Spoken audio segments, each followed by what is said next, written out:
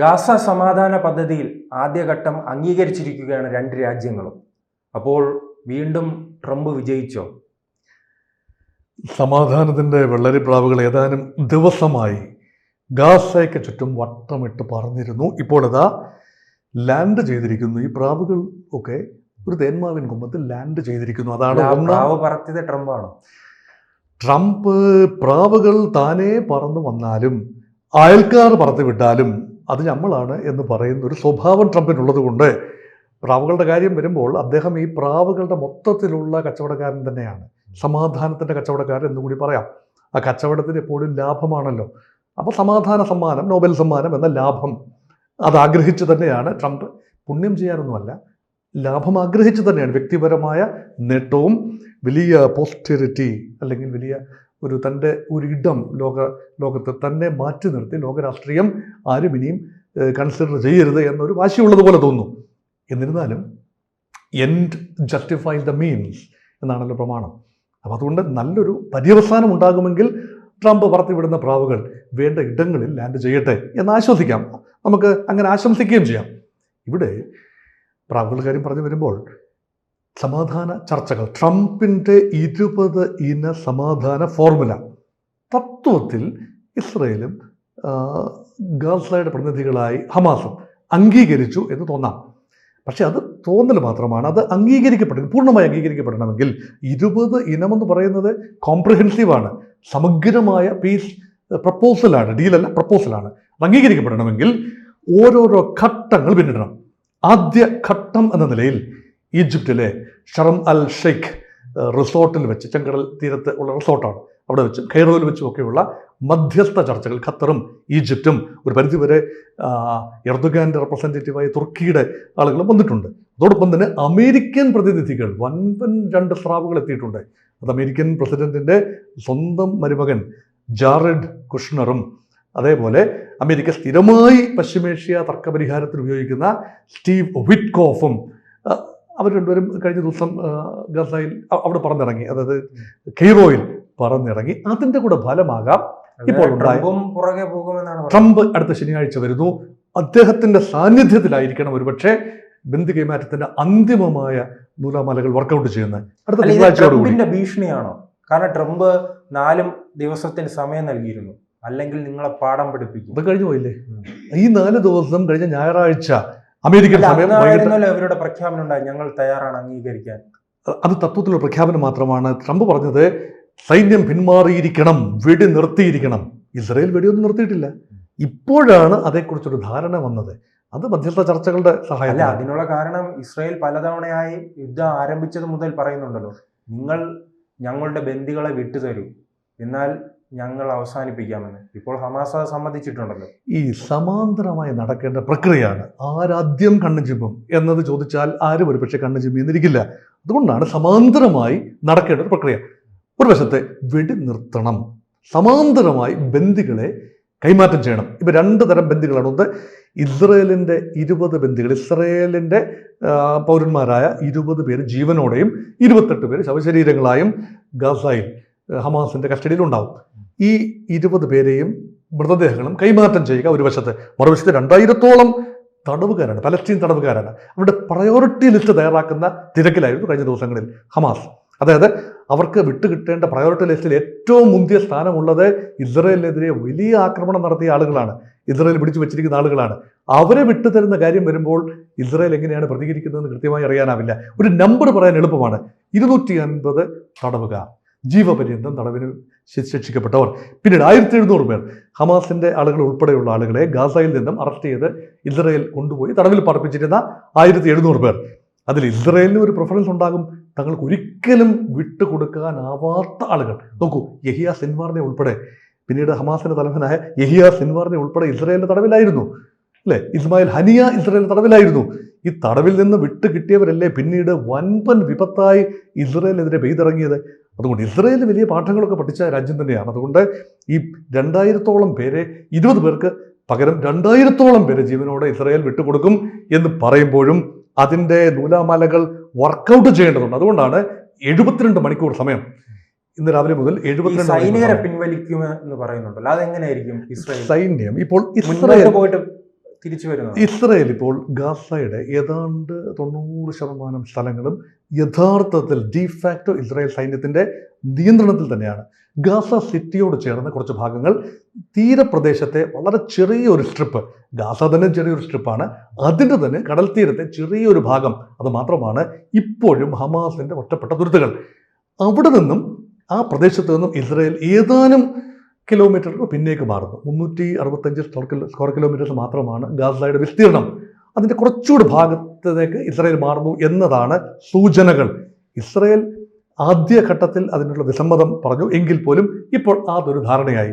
പൂർണ്ണമായി ഗാസ വിട്ട് 3 ദിവസത്തിനുള്ളിൽ പോകാനാവില്ല, അതെല്ലാവർക്കും അറിയാം. ഇസ്രായേൽ വൻപൻ സൈനിക സാന്നിധ്യം കേവലം 72 മണിക്കൂറിനുള്ളിൽ ഗാസ മണ്ണിൽ നിന്നും പൂർണ്ണമായി ഇസ്രായേൽ വിട്ടുപോകുമെന്ന് പറഞ്ഞാൽ ബന്ദിമോചനവും പിന്മാറ്റവും സമാന്തരമായി സൈഡ് ബൈ സൈഡായി സംഭവിക്കേണ്ട കാര്യമാണ്. അതാണ് ഇപ്പോഴത്തെ ഒരു ഡീൽ എന്ന് പറയുന്നത്. അപ്പോൾ ഗാസയിൽ ഇനിയൊരു സമാധാനം ഉണ്ടാകുമോ? നിലവിലെ സാഹചര്യത്തിൽ ഇസ്രായേലിന്റെ ആക്രമണത്തിൽ പൂർണ്ണമായി തന്നെ തകർന്നിരിക്കുന്നു. ചിലർ പറയുന്നു ഈ ഹമാസിന് സമയം നൽകുന്നത് അവർ വീണ്ടും സാറ് സൂചിപ്പിച്ചതുപോലെ ബന്ദികളെ കാര്യം പറഞ്ഞതുപോലെയാണ്. അവർ വീണ്ടും ആ സമയം മുതലാക്കി വീണ്ടും ഒരു ആക്രമണത്തിന് തയ്യാറെടുക്കുമോ? പൂർണ്ണ സമാധാനം എന്നത് ലോകത്ത് ഒരിടത്തും നടക്കുന്ന ഒരു കാര്യമല്ല. സമാധാനത്തിൻ്റെ ഒരു അന്തരീക്ഷം ഉണ്ടാവുക, സമാധാനത്തിൻ്റെ ഒരു പ്രതീതി ഉണ്ടാവുക, നിരന്തരമുള്ള യുദ്ധങ്ങൾ അവസാനിക്കുക, അതല്ലാതെ അറബികളും ജൂതന്മാരും തമ്മിൽ പൂർണ്ണ മനസ്സോടുകൂടി സൈഡ് ബൈ സൈഡായി ആ സഹവസിക്കാൻ നാം ഇത്രയും വലിയൊരു യുദ്ധം കണ്ടിട്ടില്ല. 65,000-ലധികം പേരാണ്. അല്ല, യുദ്ധങ്ങൾ ഉണ്ടായിട്ടുണ്ട്. അറബി രാജ്യങ്ങൾ ഒരുമിച്ച് നിന്ന് 1948-ലും 56-ലും 67-ലും 73-ലുമായ 4 മഹായുദ്ധങ്ങൾ കണ്ടതാണ്. ഇതൊക്കെ തന്നെ ഇസ്രായേലിന്റെ ഒരു എഡ്ജിലാണ് കലാശിച്ചത്. കൂടുതൽ ഭൂമി ഇസ്രായേലിന് ലഭിച്ചു, പ്രത്യേകിച്ച് 67-ലെ യുദ്ധത്തിൽ. അത് കുറേയൊക്കെ വിട്ടുകൊടുക്കേണ്ടി വന്നു. ഈജിപ്തുമായി കരാറിൽ ഏർപ്പെട്ട് കുറേയൊക്കെ ഭൂമി വിട്ടുകൊടുക്കേണ്ടി വന്നു ഇസ്രായേൽ. പക്ഷേ ഇപ്പോഴും അവിടെ ഭൂമിയുടെ അഡ്വാൻറ്റേജ് ഇസ്രായേലിന് തന്നെയാണ്. ചെറിയ ഭൂമി മാത്രമേ ഉള്ളൂ എങ്കിൽ പോലും. ഇവിടെ ഹമാസിന്റെ ആഗ്രഹം എന്താണ്?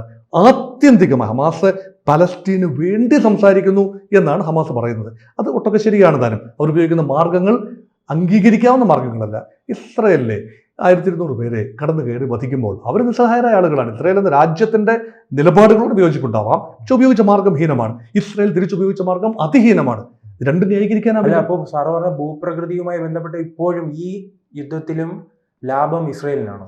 ഭൂപ്രകൃതിയുമായി ഇപ്പൊ ഇസ്രായേൽ ഈ കരാറിന്റെ 20 പദ്ധതിയെ സമഗ്രമായി ഒന്ന് നോക്കിക്കണ്ടാൽ, ടോട്ടാലിറ്റിയിൽ നോക്കിക്കണ്ടാൽ, അമേരിക്ക ഇസ്രയേലിന് അനുകൂലമാകുന്ന 2 കാര്യങ്ങളാണ്. ഇസ്രായേൽ എന്നും ആഗ്രഹിച്ചത് എന്താണ്? ബന്ദികളെ പൂർണ്ണമായി മോചിപ്പിക്കുക. അത് സാധ്യമാകുന്നു.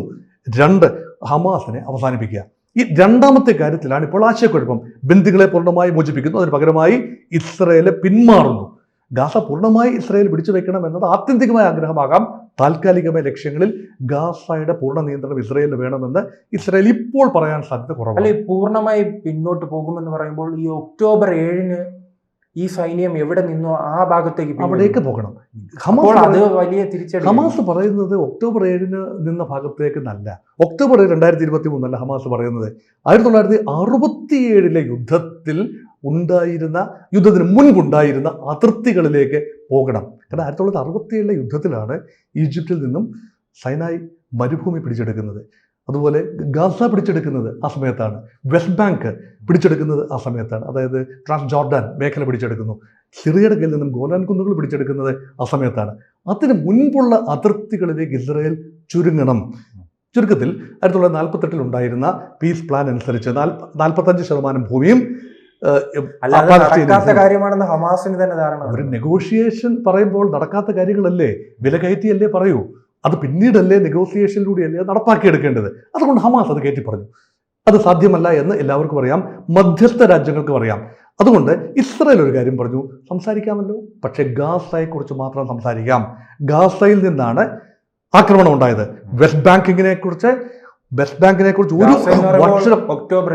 ഒക്ടോബർ 7 മാത്രമാണ് റെഫറൻസ്. ഇപ്പോൾ സമഗ്രമായ വിഷയം എന്ന് പറയുന്നത് പാലസ്തീനിയൻ കോസ് ആണ്.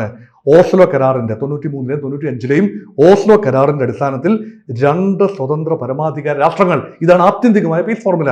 അത് സംസാരിക്കാൻ ഇസ്രായേൽ തയ്യാറല്ല.